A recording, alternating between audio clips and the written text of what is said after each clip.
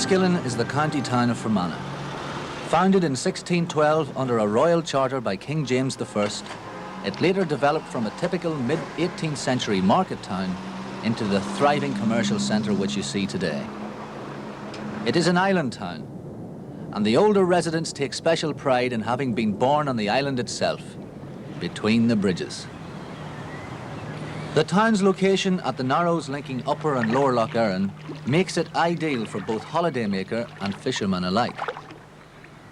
The man who built the town was William Cole, the governor of Enniskillen Castle. In 1609, he set about rebuilding the ruined castle, the former stronghold of the Gaelic chieftains, the Maguires. 3 years later, on the neighbouring hill, the new borough town was created. At the end of the 18th century, fears of a French invasion led to the castle being refurbished as a barracks, while in 1790, the Royal Military Barracks was built to house infantry.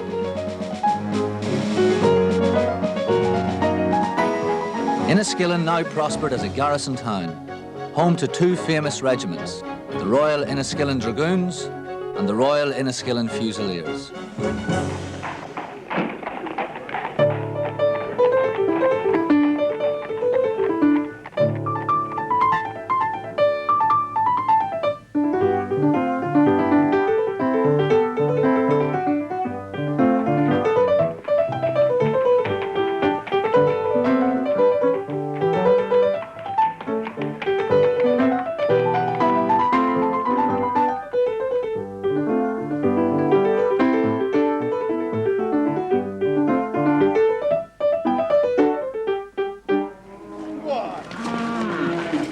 Thursday is market day, making it for Enniskillen the most important day of the week. And for farmers, not just a day for haggling, but also a day for hearing all the latest crack. £95 for a ewe.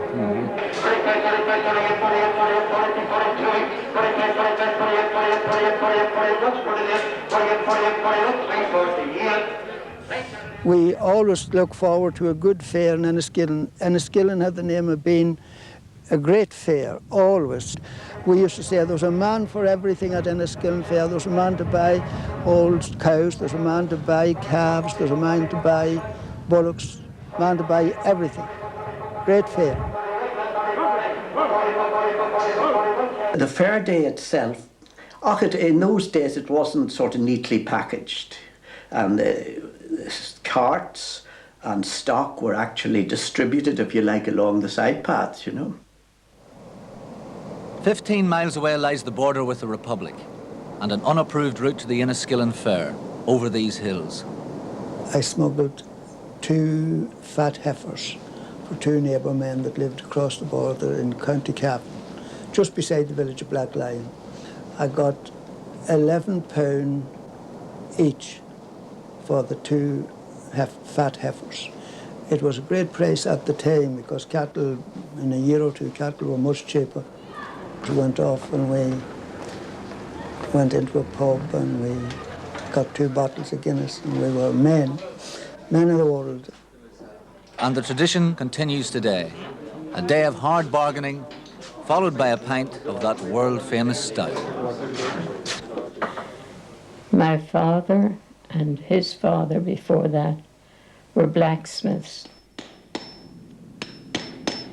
He did all kinds of work, metal work, horseshoeing, because at that time they were needed.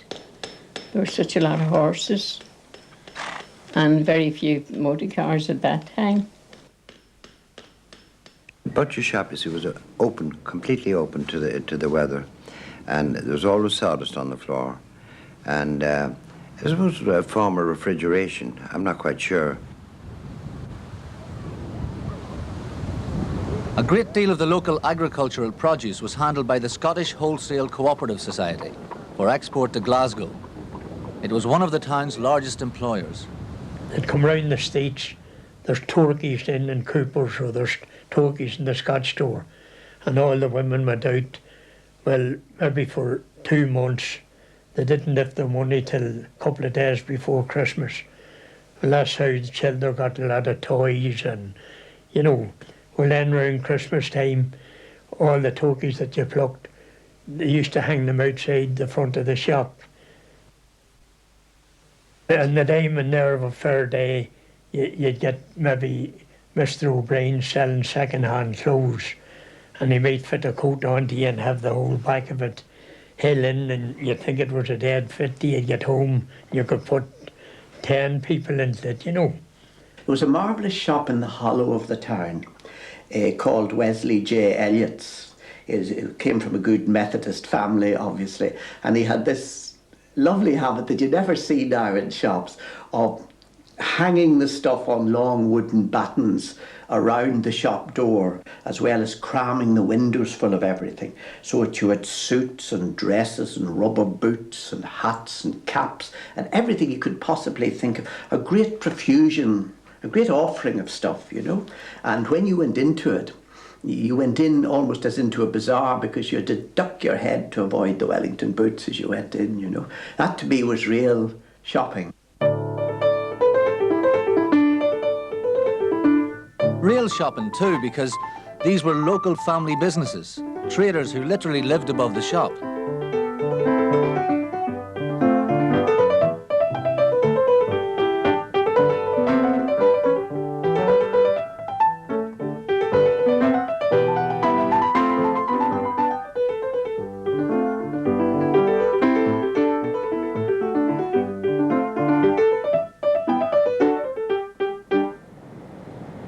The back street houses from Queen Street to Hall's Lane were cleared in the 1960s. There was a great community of people.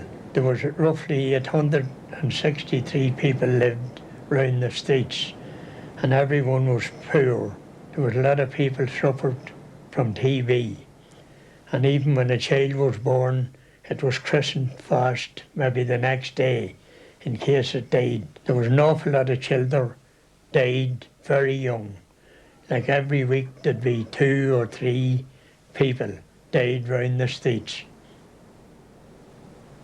Next to the Fever Hospital across the river lay what may have seemed for many a fate worse than death, the poorhouse. As you come into the body of the house, there were very well scrubbed tables and forms or seats. And I remember on the right-hand side, there's a sight I'll always remember. I don't know why. There was this woman was standing there, a huge woman. To my mind, she was huge anyway. And she was wearing a kind of a blue and white woolly shirt and a black skirt and woolly socks, like hairy socks, and boots. And there was a smell of porridge and potatoes. And that was, you know, breakfast time. And this woman would always be staring at us.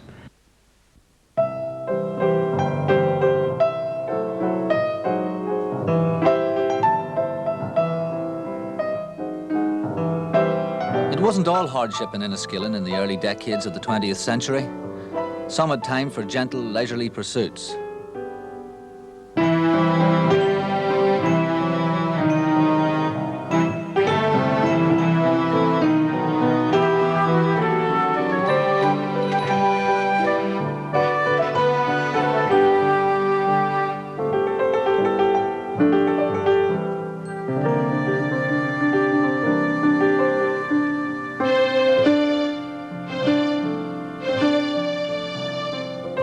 Everybody knew everybody else. And if we had an exciting social occasion in the town hall, anybody who was watching or coming up to have a look enjoyed the whole scene. I don't think there was ever any feeling of them and us, or they can come here or that, because you see, the town hall had all kinds of entertainments. Drama, opera, cinema, of course. We had dances and balls. And I only have to hear a few snatches of the ragtime that's brought back today, and I knew what happened there.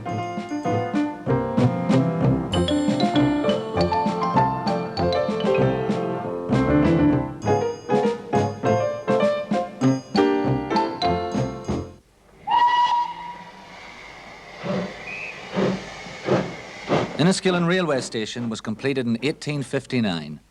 And for almost 100 years was filled with the sound of cattle trains transporting farm produce for export and passenger trains bringing visitors to the local hotels.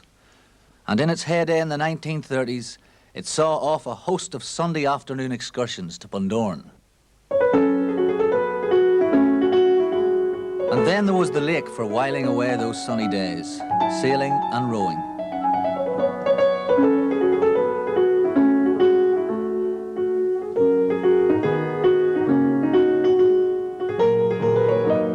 There were summer excursions on steamboats like the Lady of the Lake. This paddle steamer linked up with the trains and catered for everyone, tourists and locals alike. You could hire out a boat for a shilling. And people used to go down for what you call a picnic. Well, they'd go into the shop and they'd buy 6 or 8 Paris spoons. Well, a Paris spoon that time was only a halfpenny. And they'd get a couple of big bottles of lemonade. Well, 4pence I think was for a big bottle. And they'd go down the lake and have a picnic and swim at Sandy Bay down at Devenish. Summer nights, there were boats for hire, but they weren't used very much. But on summer nights, they would be filled with the locals from the Dame Street, Abbey Street area, Mr. Lally's boats, and they would come up rowing as we would be picnicking, and they would have a gramophone on board, and the sound would come over the boat. It was lovely.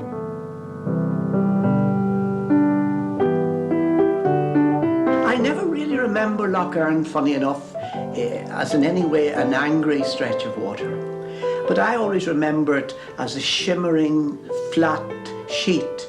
Well, the River Erne and the 2 lochs, really like great mirrors laid down on wet rushes, you know, reflecting, or if you like, mimicking the sky.